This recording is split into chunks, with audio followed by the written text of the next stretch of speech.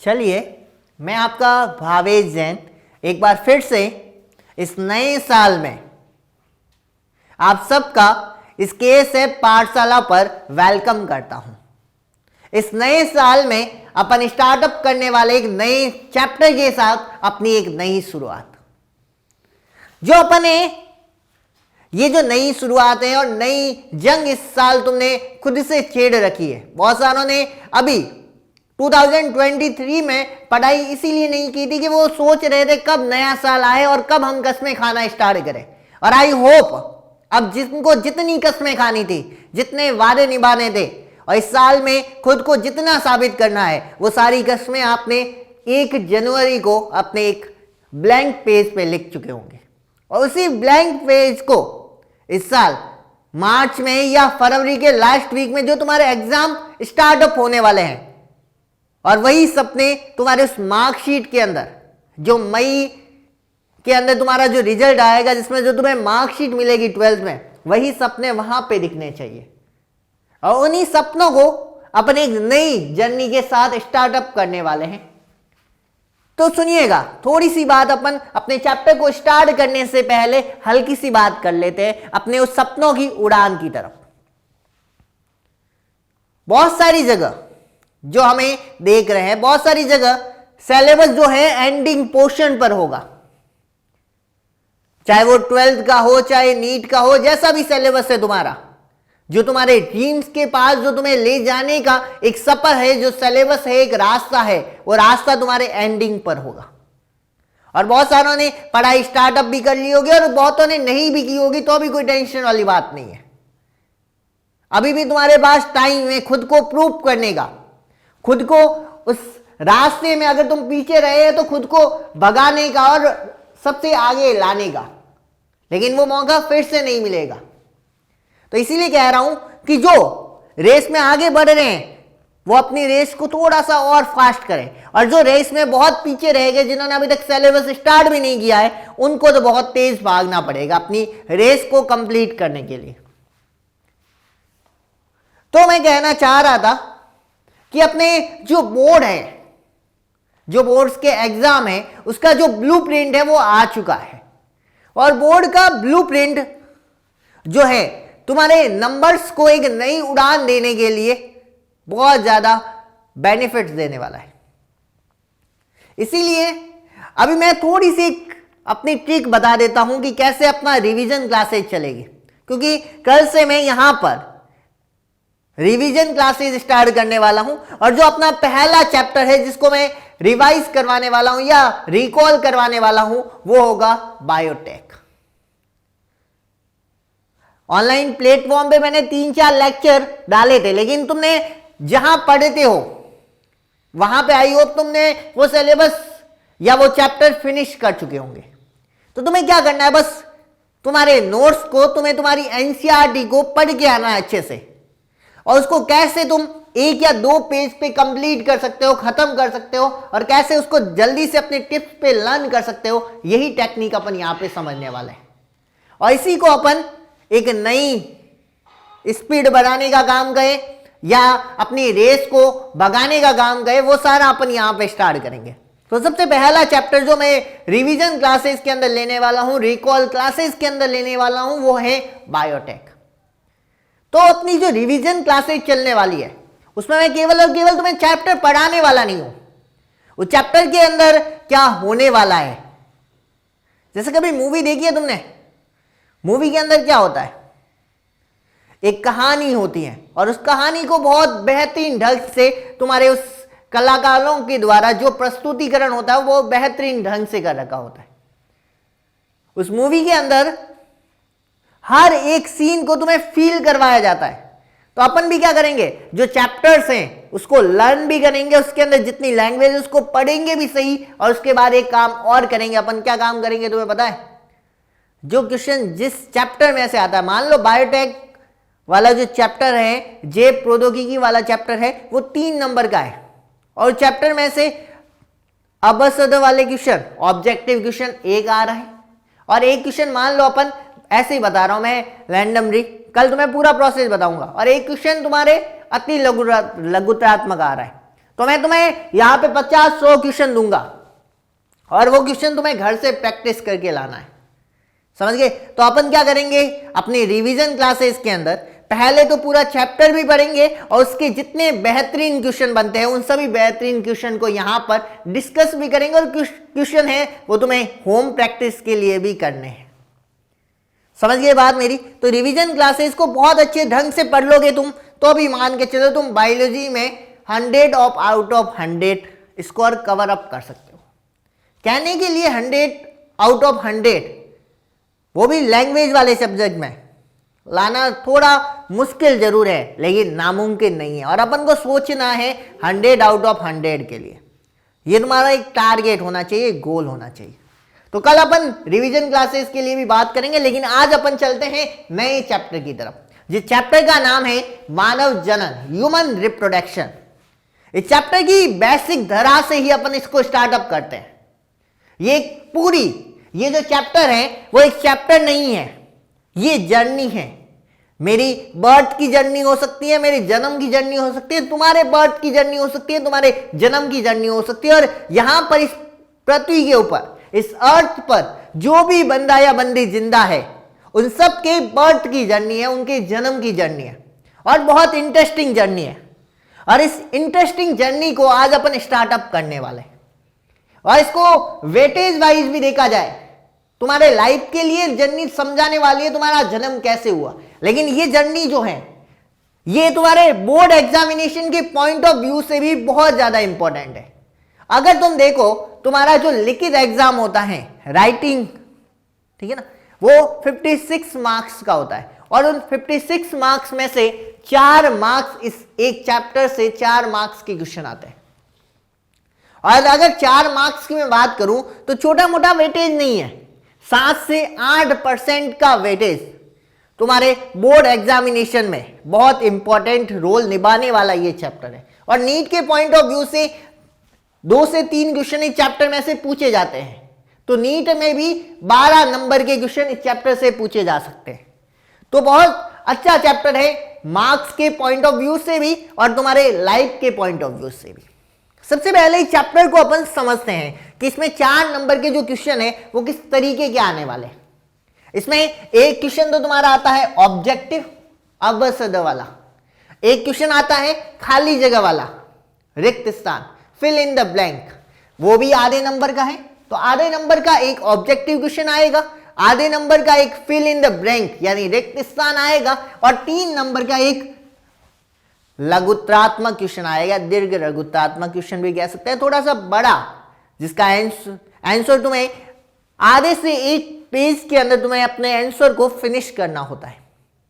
तो देखा जाए तो इस चैप्टर से 3 क्वेश्चन पूछे जाने वाले हैं। एक तो है छोटा मोटा अबसद वाला क्वेश्चन, एक है रिक्त स्थान जो तुम्हारे 100 आउट ऑफ 100 मार्क्स को रोक सकता है, तो वो यही क्वेश्चन है, फिल इन द ब्लैंक। तो इसलिए रिक्त स्थान इसमें से आने वाला है और एक बड़ा क्वेश्चन इसमें से आने वाला है। तो मार्क्स के पॉइंट ऑफ व्यू से तुम समझ चुके होंगे कि चैप्टर कितने मार्क्स का है, कैसे क्वेश्चन बोर्ड में आने वाले हैं। तो अब चलते हैं अपनी जर्नी की तरफ, इस चैप्टर की जर्नी की तरफ। जैसे कि तुमने देखा होगा, कभी भी कोई मूवी देखते हो तो मूवी को लॉन्च करने से पहले उसका एक टीजर या एक ट्रेलर लॉन्च किया जाता है। उस ट्रेलर के अंदर जितनी भी बड़ी मूवी है उस मूवी को, जो 3 घंटे की या 2.5 या 3 घंटे की होती है, उस मूवी को केवल और केवल 1 मिनट या 2 मिनट में खत्म किया जाता है। और वैसा ही टीजर या ट्रेलर अपने चैप्टर का यहां पर आज अपन पढ़ने वाले। जैसे तुम कभी मूवी देखने जाते हो तो उसका ट्रेलर देख के डिसाइड करते हो कि मूवी जाएंगे कि नहीं जाएंगे, तो यही ट्रेलर वही ट्रेलर है इस चैप्टर का, और यही तुम्हें डिसाइड करना है कि चैप्टर तुम्हें मुझसे पढ़ना है कि किसी और से पढ़ना है। समझोगे नहीं? तुम्हारा मोटो ये होना चाहिए कि तुम यहां पे आकर के हमारे चैनल को देखे नहीं, देखने का पहला मोटो तुम्हारा ये होना चाहिए तुम्हें समझ में आ रहा है कि नहीं आ रहा है। अगर तुम्हें फील हो रहा है चैप्टर तो तुम देखो पूरा वीडियो, और अगर तुम्हें फील नहीं हो रहा है तो जहां से फील हो रहा है वहां पे जाके चेक करो। कुल मिलाकर के तुम्हें सेल्फिश बनना है, समझो बात। तो चलिए अपने चैप्टर की जर्नी को स्टार्टअप करते हैं अपन सबसे पहले चैप्टर के नाम के साथ। अब समझना चैप्टर का नाम क्या है, मानव जनन। चलो देखिएगा यहां पर चैप्टर के नाम को अपन समझने वाले हैं। चैप्टर का नाम है मानव जनन। तुम्हें पता है मानव कौन है? सबसे पहले अपन बात करते हैं जनन की या रिप्रोडक्शन की। आखिर ये रिप्रोडक्शन होता क्या है? मैं एक बेसिक टर्म से स्टार्ट कर रहा हूं। किसी हर बहुतों को मेरे को पता है जनन शब्द का तात्पर्य पता होगा, लेकिन मैं सबसे नीचे लेवल से धीरे धीरे अपन ऊपर उठना स्टार्ट करेंगे। तो इसीलिए मैं सबसे बेसिक पॉइंट से चैप्टर को स्टार्ट करना चाहता हूं। जनन से तात्पर्य क्या होता है? जनन से तात्पर्य होता है अपने समान नई संतति का फॉर्मेशन करना। समझो, जैसे कि मैं बात करूं, ये एक सेल है और इस सेल ने अपनी जैसी एक और सेल बना दी, ये भी रिप्रोडक्शन कहला सकता है, ठीक है ना। और अगर मान लो ये मार्कर है, इस मार्कर के मैं दो टुकड़े कर दूं या दो भागों में डिवाइडेशन कर दूं तो अब इसे रिप्रोडक्शन कह सकते हैं। लेकिन ये प्रॉपर डेफिनेशन नहीं है, मैं तुम्हें समझाने के लिए बता रहा हूं। जब कोई भी जीव अपने समान नई संतति का फॉर्मेशन कर दे तो उसे अपन क्या बोलते हैं? रिप्रोडक्शन कहते हैं, जनन कहते हैं। जैसे अपने मदर फादर से अपना फॉर्मेशन हुआ है कि नहीं हुआ है? हवा में तो उड़ के आए नहीं अपन, ऐसे नहीं कि आकाश से सीधा का सीधा एक पत्थर गिरा और वो पत्थर जैसे यहां पर आगे गिरा उसमें से फूट करके तुम निकल गए, ऐसा तो पॉसिबल है ही नहीं। तुम्हारे मदर फादर से ही हम जितने भी है, ठीक है ना, तुम्हारे मदर फादर से तुम्हारा फॉर्मेशन हुआ, मेरे मदर फादर से मेरा फॉर्मेशन हुआ, ऐसा किसी और के साथ भी हो रखा है। समझ गए बात मेरी? तो किसी भी पैतृक के द्वारा संतति के फॉर्मेशन की जो क्रिया होती है उसी को अपन क्या कहते हैं? जनन कहते हैं, रिप्रोडक्शन कहते हैं। और तुम्हें पता होगा ये जनन कितने टाइप्स का होता है? मोस्टली ये कितने टाइप का होता है? दो टाइप का होता है। एक होता है अलैंगिक जनन, असेक्सुअल जनन, और दूसरा होता है लैंगिक जनन। जो बेसिक है वहीं से स्टार्ट कर रहा हूं। जनन कितने टाइप का होता है? दो टाइप का। पहला कौन सा है? अलैंगिक जनन, और दूसरा कौन सा है? लैंगिक जनन। Sexual reproduction and asexual reproduction. Asexual reproduction की बात अपन को यहां पर नहीं करनी है, इसीलिए इस टॉपिक को मैं यहां छेड़ ही नहीं रहा हूं। क्योंकि जो ह्यूमन का फॉर्मेशन होता है, जो मानव जनन जो होता है, वो किस टाइप का होता है? लैंगिक जनन टाइप का। तो अपन को यहां पर जो बात करनी है वो किसकी करनी है?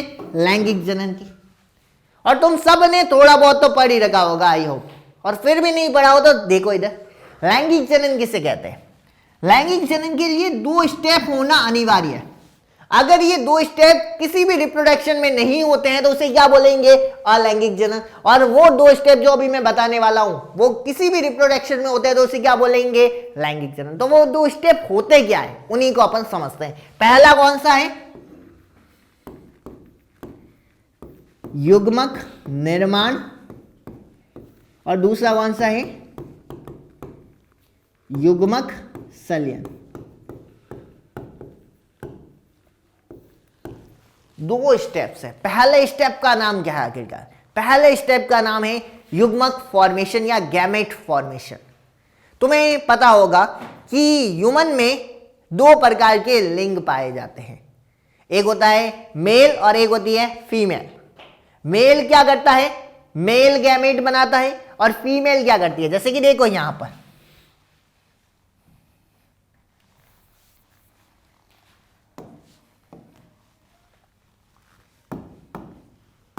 चलो लड़कियों का कलर भी ले लेते हैं, और लड़कियों का कलर कौन सा होता है? पिंक। अब ये है तुम्हारे सामने, कौन है रे?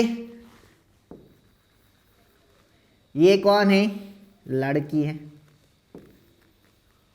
अरे भाई ऐसे घूर घूर के क्यों देख रहे हो? तुम्हारे परवीन जी सर नहीं है, कौन है ये? लड़की है। समझ गए कौन है? गर्ल है।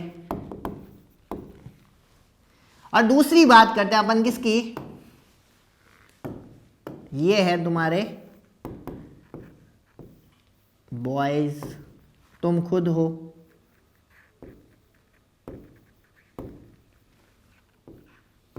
ये एक लड़का। अब समझना इधर, जो फीमेल है, ये दो प्रकार के जेंडर पाए जाते हैं। अपनी मानव की पूरी संतति के अंदर। तो ये दो जेंडर्स होते हैं। फीमेल जो होती है वो किसका फॉर्मेशन करेगी? फीमेल गैमेट का फॉर्मेशन करेगी, मादा युग्मक का फॉर्मेशन करेगी। और मेल होगा वो किसका फॉर्मेशन करेगा? मेल गैमेट का। समझ में आ रही है बात क्या? कुछ तो बल्ले पड़ रहा है। और जो मेल गैमेट होता है उसका नाम क्या होता है रे? स्पर्म यानी शुक्राणु। और जो फीमेल गैमेट होता है उसका नाम क्या होता है रे? ओवम यानी अंडाणु। आई बात क्या है समझ मेरे? लैंगिक जनन के लिए सबसे पहले जो दो जेंडर्स होते हैं उन दोनों जेंडर से किसका फॉर्मेशन करना पड़ेगा? मेल गैमेट और फीमेल गैमेट का। अगर कोई भी जनन ये क्रिया कर रही है तो वो केवल और केवल लैंगिक जनन होगा, ये जरूरी नहीं है। दोनों क्रिया होना अनिवार्य है। अब पहली क्रिया कर दी इसने, अब पहली क्रिया में क्या बन गए? मेल गैमेट भी बन गए और फीमेल गैमेट भी बन गए। अब इन दोनों गैमेट्स का क्या करना पड़ेगा?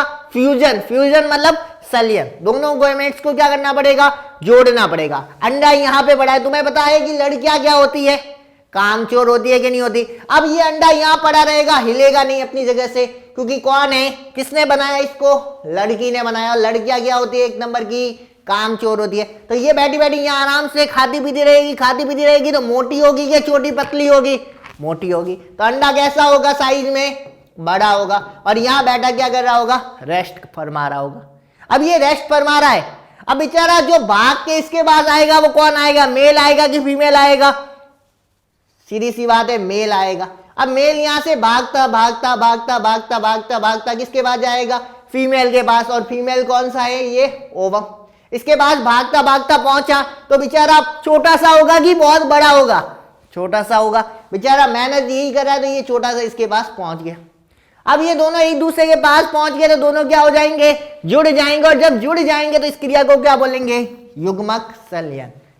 और जिसमें भी ये दोनों क्रिया हो रही है उसी को अपन क्या बोलेंगे? लैंगिक जनन कहेंगे। समझ में आई बात मेरी? जिसमें भी युग्मकों का फॉर्मेशन होता है और युग्मकों का संलयन होता है उसी रिप्रोडक्शन को या उसी जनन को अपन क्या कहते हैं? लैंगिक जनन कहते हैं। और इस चैप्टर में अपन को क्या पढ़ना है? मानव में जनन। और मानव में कौन सा जनन होता है? लैंगिक जनन होता है। समझ गए? आई होप चैप्टर की नेम को तुम समझ पाए होंगे। अब चैप्टर की जो थीम है वो क्यों इसका नाम रखा गया मानव जनन, वो थीम को थोड़ा बहुत तुम्हें अब पल्ले पड़ने लगा होगा। अब चलते हैं अपने चैप्टर की समरी के ऊपर। आई होप चैप्टर का नाम तुम्हें ऑलरेडी समझ में आ गया होगा। अब चलते हैं इस चैप्टर को कंप्लीट करने। इस पूरे चैप्टर को मैंने 9 पार्ट्स में डिवाइड किया है। इस चैप्टर को डिवाइड नहीं किया मैंने, तुम्हारी लाइफ को 9 पार्ट्स में डिवाइड किया है। और तुम्हारी लाइफ को नहीं, तुम्हारे बर्थ को मैंने 9 भाग में डिवाइड किया है। और तुम्हें भी पता है मैंने 9 भाग में क्यों डिवाइड किया है? क्योंकि तुम्हें पता है हम सब का जो बर्थ होता है उसमें समथिंग 9 महीने लगते हैं। और 9 महीने के बाद वो बच्चा मां के गर्भ से बाहर आता है। तो इसीलिए मैंने इस चैप्टर को भी कितने भागों में डिवाइड किया है? 9 भागों में। सबसे पहले इस चैप्टर के जो बेसिक पॉइंट ऑफ व्यू अपन को समझने हैं कि इसमें कौन कौन से ऑर्गन्स होते हैं, लैंगिक जनन किसे कहते हैं, जनन किसे कहते हैं, जो अभी मैंने बेसिक बताया वो सारा बेसिक अपन लिखेंगे भी सही और समझेंगे भी सही। इसीलिए सबसे पहले इस चैप्टर के बेसिक को समझते हुए चलना है। इसीलिए इस पहले चैप्टर का पहला टॉपिक कौन सा होगा? सामान्य परिचय, जनरल इंट्रोडक्शन। तो जितने भी बेसिक पॉइंट है इस चैप्टर के उन सबको अपन यहां पे डिस्कस करेंगे। अब समझना, इधर अपन को इस चैप्टर में जनन पढ़ना है। कौन सा जनन पढ़ना है? लैंगिक के अलैंगिक? लैंगिक जनन।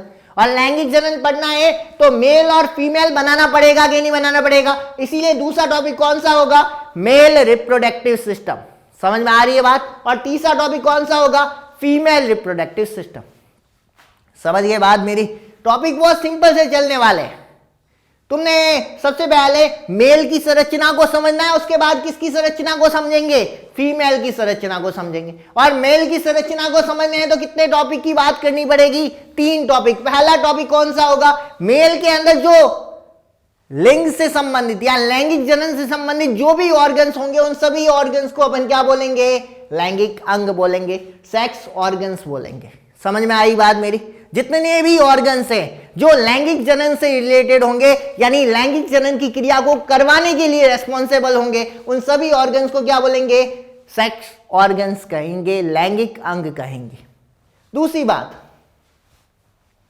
अब ये सेक्स ऑर्गन समझ में आ गया। अब सेक्स ऑर्गन जो है वो क्या काम करेंगे?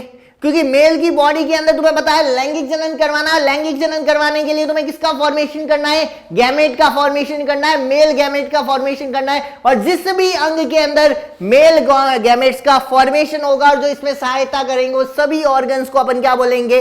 लैंगिक अंग कहेंगे। अब गैमेट बन गए एक जगह अपन, क्या गैमेट वहीं रखने हैं कि भगाने पड़ेंगे?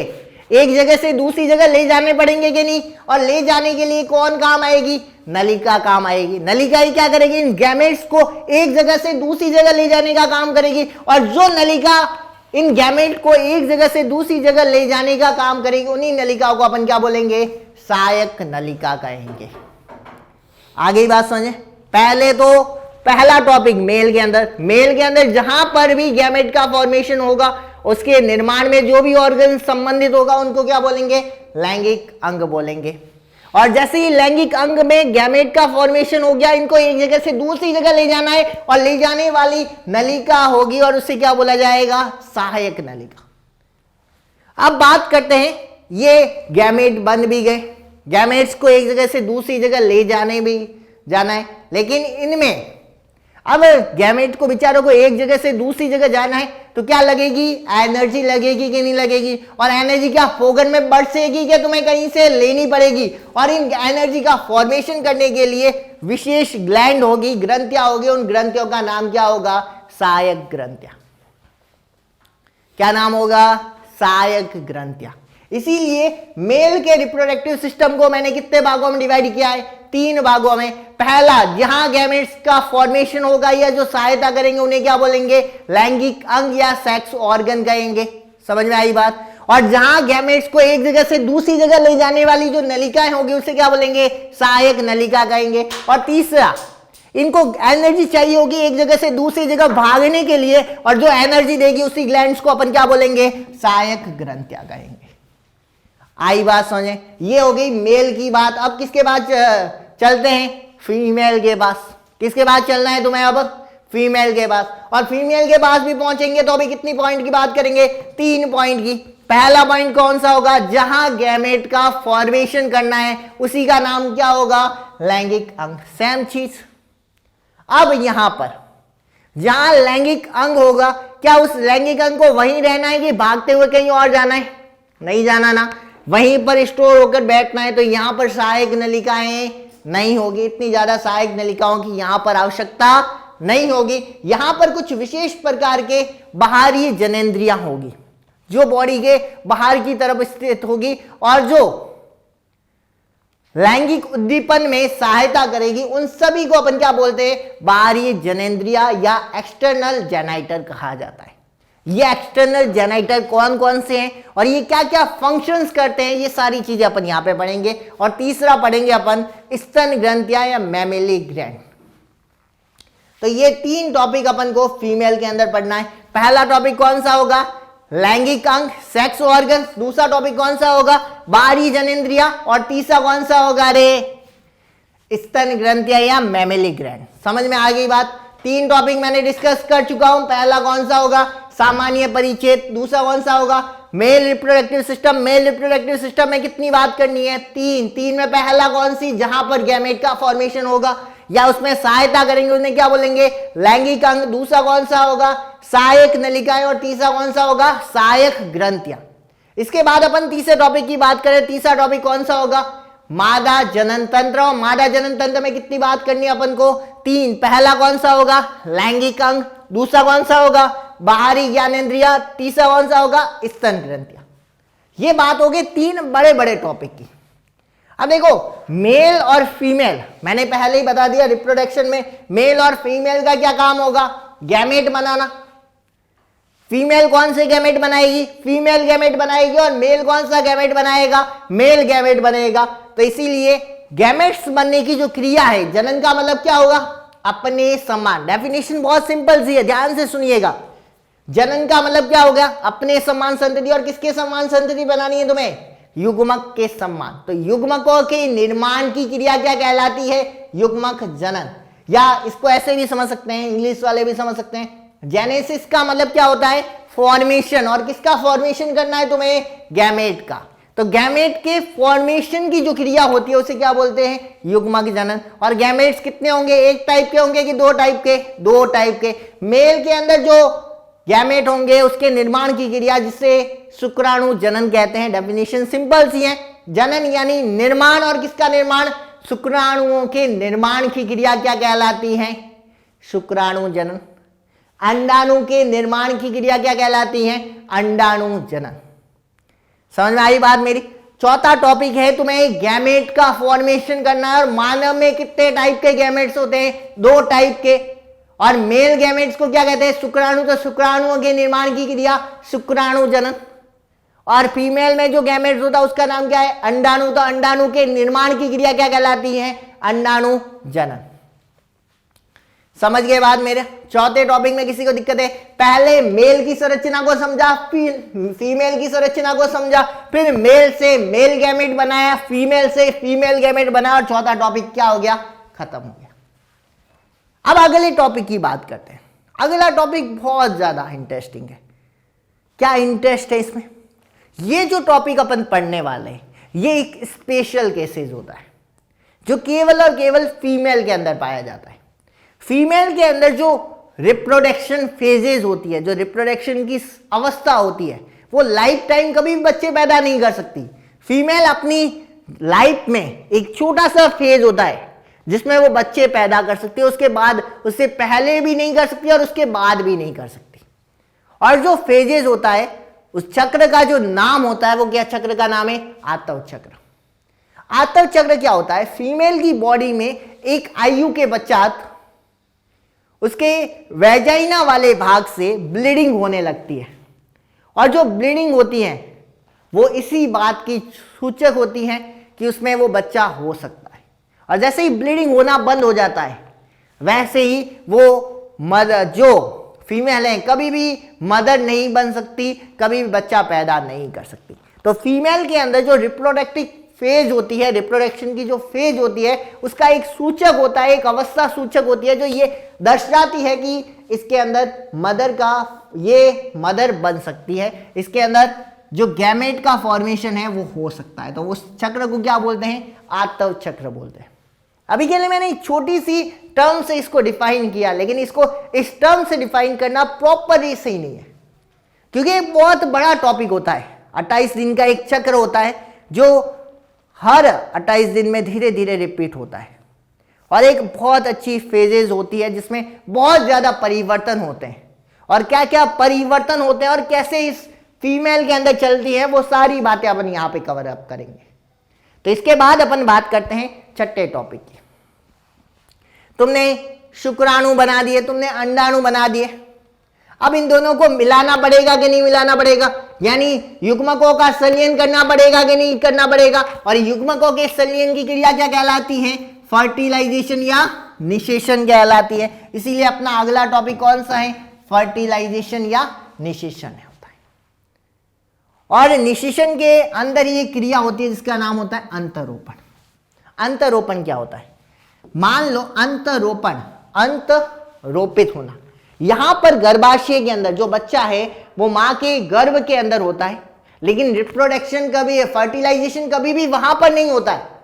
फर्टिलाइजेशन के बाद जो संरचना बनी है वो भागती भागती गर्भाशय में जाती है, और गर्भाशय में जाकर क्या हो जाती है, धस जाती है। और उसी धसने की क्रिया को अपन क्या बोलते हैं, अंतरोपण। अंत का मतलब अंदर की तरफ रोपित हो जाना, इसी को अपन क्या कहते हैं, या युग्मनज का। क्योंकि फर्टिलाइजेशन से कौन सी संरचना बनती है, जाइगोट या युग्मनज। और वो युग्मनज कहां जाकर रोपित हो जाता है, गर्भाशय के अंदर। तो युग्मनज का गर्भाशय के अंदर रोपित होने की क्रिया क्या कहलाती है, अंतरोपण।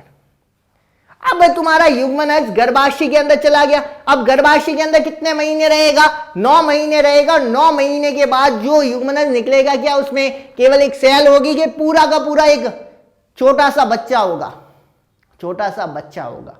तो 9 महीने के अंदर ऐसे क्या परिवर्तन होते हैं, कब उसका हृदय बनता है, कब उसका ब्रेन बनता है, कब उसके कान बनते हैं, कब उसके बॉडी के ऊपर हेयर्स बनते हैं, कब उसके विभिन्न ऑर्गन्स का फॉर्मेशन होता है, उन सभी 9 महीनों की बात अपन यहाँ पे करने वाले हैं। प्रेगनेंसी की बात करने वाले हैं, सगर्भता की बात करने वाले हैं, भ्रूणीय परिवर्धन की बात करने वाले हैं। समझ में आ रही है बात? थीम बहुत सिंपल थी। अब फिर से सुनना, तुम्हें अभी बहुत डिफिकल्ट लग रही होगी, एक बार फिर से सुनना, सुनिएगा। पहले अपन ने बात की मेल बॉडी की, फिर बात की फीमेल बॉडी की।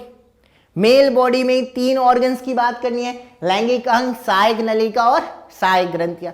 फीमेल बॉडी के अंदर भी 3 बात करनी है, लैंगिक अंग, बाह्य ज्ञानेंद्रिय और स्तन ग्रंथियां। अब मेल क्या बनाएगा? मेल गैमेट बनाएगा कि नहीं, जिसका नाम होगा शुक्राणु। फीमेल क्या बनाएगी? फीमेल गैमेट बनाएगी, जिसका नाम क्या होगा? अंडाणु। अब मेल गैमेट भी बन गए, फीमेल गैमेट भी बन गए। अब इन दोनों का क्या करना पड़ेगा? जोड़ना पड़ेगा। और जोड़ने की क्रिया क्या होती है? निषेचन या फर्टिलाइजेशन। अब जोड़ने से क्या बच्चा पैदा हो जाएगा? नहीं होगा, उसे गर्भाशय तक पहुंचाना पड़ेगा। और गर्भाशय तक पहुंचाने की क्रिया क्या कहलाती है? अंतरोपण। अब गर्भाशय तक पहुंच गया तो क्या दूसरे दिन ही पैदा हो जाएगा क्या? नहीं, 9 महीने तक उसके विभिन्न ऑर्गन्स का फॉर्मेशन करना पड़ेगा। और 9 महीने तक जो ऑर्गन्स के फॉर्मेशन की क्रिया, उसी को क्या बोलते हैं अपन? भ्रूणीय परिवर्धन और सगर्भता। आगे बात समझे।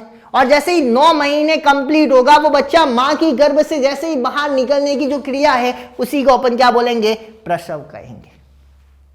आ रही है बात समझे। और प्रसव के बाद वो बच्चा जो इस धरती पर पहली बार आए थे, चाहे मैं हूं, चाहे तुम हो, या कोई भी हो, क्या वो सीधा खाना खाना स्टार्ट कर देगा? क्या नहीं करेगा ना। कुछ साल तक, वो 1 साल भी हो सकता है, 1.5 साल भी हो सकता है, 2 साल भी हो सकता है, वो केवल और केवल माता का दुग्ध पीता है। और मां के दुग्ध पिलाने की जो क्रिया होती है, उसे ही अपन क्या बोलते हैं? दुग्ध स्त्रावण कहते हैं। बहुत सिंपल और इंटरेस्टिंग टॉपिक था, बहुत इंटरेस्टिंग समरी थी। फिर से सुनिएगा। सबसे पहले इसको थीम बाई समझते हैं अपन। समझाने के लिए मैंने पूरा समझा दिया, अब थीम बाई थीम समझाता हूं।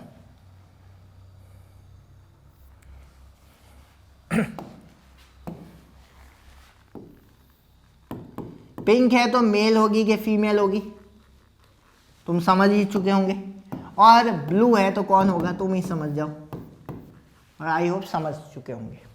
अब ये फीमेल है तो फीमेल के अंदर कितनी बात करनी है अपन को? 3 बातें करनी है। कौन सी 3 बातें करनी है? तुम पहले ही समझ चुके हो। लैंगिक अंग की बात करनी है, बाह्य ज्ञानेंद्रियों की बात करनी है, और स्तन ग्रंथियों की बात करनी है। और मेल है तो कितनी बात करोगे? मेल में भी पक्षपात किसी में नहीं करेंगे। तुम्हें पता है कौन खड़ा है तुम्हारे सामने? बी। और बी कभी भी पक्षपात करता है क्या? नहीं। इक्वलिटी सिस्टम है तो कितनी पॉइंट की बात करेंगे? यहां पर भी 3 पॉइंट की। पहला पॉइंट क्या होगा? लैंगिक अंग। दूसरा पॉइंट क्या होगा? सहायक नलिका। तीसरा पॉइंट क्या होगा? सहायक ग्रंथियां। अब तीनों की बात होगी। अब फीमेल क्या करेगी? फीमेल क्या करेगी? फीमेल गैमेट बनाएगी। बनाएगी कि नहीं बनाएगी? क्योंकि अपन को कौन सा जनन पढ़ना है? सेक्सुअल रिप्रोडक्शन पढ़ना है, लैंगिक जनन पढ़ना है, तो फीमेल गैमेट बनाएगी। और फीमेल गैमेट का नाम क्या होगा? ओवम। तो ये क्रिया क्या कहलाएगी? oogenesis कहलाएगी। आई बात समझ में क्या? अब oogenesis कहलाएगी तो मेल भी कुछ करेगा कि बेटा देखता रहेगा? कुछ करेगा। और क्या करेगा? ये बनाएगा मेल गैमेट। और मेल गैमेट का नाम क्या होगा रे? क्या होगा रे? बताओ रे। स्पर्म होगा। स्पर्म के फॉर्मेशन की क्रिया क्या कहलाएगी? स्पर्मेटोजेनेसिस। क्या कहलाएगी? स्पर्मेटोजेनेसिस। समझ में आया क्या? पल्ले पड़ा गया कुछ तो। अब देखना यहां पर, इसने अपना काम कर दिया, इसने अपना काम कर दिया, गैमेट का फॉर्मेशन कर दिया। क्या गैमेट फॉर्मेशन से लैंगिक जनन होना पॉसिबल है क्या? नहीं। तो गैमेट का क्या करना पड़ेगा? तुम्हें फ्यूजन करना पड़ेगा और इन दोनों को जोड़ना पड़ेगा। और जोड़ने की जो क्रिया होगी उसे क्या बोला जाता है रे बच्चों? क्या बोलते हैं अपन? फर्टिलाइजेशन। क्या बोला जाता है रे? फर्टिलाइजेशन। अब फर्टिलाइजेशन हो गया। ओवम यहां से आ गया, स्पर्म यहां से आ गया, दोनों आपस में जुड़ गए, जिससे क्या कह दिया अपन ने, फर्टिलाइजेशन। अब फर्टिलाइजेशन से क्या बच्चा पैदा हो जाएगा क्या? नहीं होगा ना। अब क्या करना पड़ेगा अपन को, देखते चलो। अब फर्टिलाइजेशन हो गया, अब जो संरचना बनी है उसको क्या बोला जाएगा रे? जाइगोट। अब जाइगोट की एक अवस्था होगी जो कहां जाएगी? गर्भ के अंदर। और गर्भ के अंदर जाने की जो क्रिया होगी उसे क्या बोला जाता है? अंतरोपण। क्योंकि बच्चा यहां तो बनेगा कि नहीं, क्योंकि 9 महीने कहां ले रहना है उसको? मां के गर्भाशय के अंदर। तो यहां से इस जाइगोट को एक विशेष अवस्था की फॉर्म में कहां ले जाया जाएगा? गर्भाशय के अंदर। और इसी क्रिया को क्या बोला जाएगा? अंतरोपण। अब अंतरोपण हो गया इसका, अब 9 महीने तक ये कहां रहेगा? गर्भाशय में। कभी उसका सिर बनेगा, कभी उसका हृदय बनेगा, कभी उसके लंग्स बनेंगे, कभी उसके यकृत बनेगा, कभी उसके हाथ बने, कभी पैर बने, कभी ये आंखें बन रही है, कभी ये हेयर्स बन रहे हैं। इन सबके बनने की अवस्थाएं होगी, इन सबको क्या बोलेंगे? भ्रूणीय परिवर्धन, जो 9 महीने तक कंटिन्यू चलते रहेंगे। और जैसे ही 9 महीने कंप्लीट हो जाएंगे, मां के गर्भ से बच्चा कहां निकल जाएगा? बाहर की तरफ। और इस क्रिया को अपन क्या बोलेंगे? प्रसव। 9 महीने के पश्चात मां के गर्भाशय से बच्चे का निकलना जो होता है वो क्या कहलाता है? प्रसव कहलाता है। प्रसव के बाद उसे खाना चाहिएगा कि नहीं चाहिएगा? भोजन चाहिए होगा कि नहीं चाहिए होगा? तो भोजन देने का काम कौन करेगी? मदर करेगी। और वो भोजन क्या होगा? दूध। तो मां के द्वारा दुग्ध का स्त्रावन करना, दुग्ध स्त्रावन। ये चैप्टर है, ये चैप्टर की समरी और ये चैप्टर की थीम है। अगर इसको तुम समझ लोगे तो मान के चलो चैप्टर तुम्हारा बहुत इजी चलने वाला है। तो आई होप तुम्हें ये चैप्टर की जो समरी थी वो तुम्हें समझ में आ चुकी होगी। नेक्स्ट टर्न पे अपन इसी चैप्टर के पहले और दूसरे टॉपिक को पढ़ने वाले, और इस टॉपिक को अपन धीरे धीरे कंप्लीट करेंगे। तो नेक्स्ट टर्न पे मिलते हैं अपन अगले टॉपिक के साथ। तो आज के लिए गुड बाय, गुड नाइट। कल मिलते हैं वापस से अपन इसी चैप्टर को नेक्स्ट समरी के साथ, नेक्स्ट टॉपिक के साथ। तो आज के लिए अपना अलविदा।